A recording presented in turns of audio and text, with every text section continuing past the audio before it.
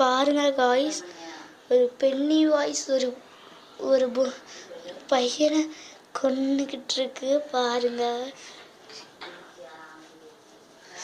பாருங்க பாருங்க. ஐயோ, அந்த பையனை திங்குது பென்னி வாய்ஸ். ஐயோ சரி.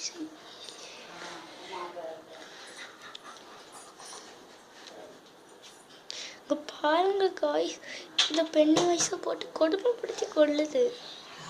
Penney voice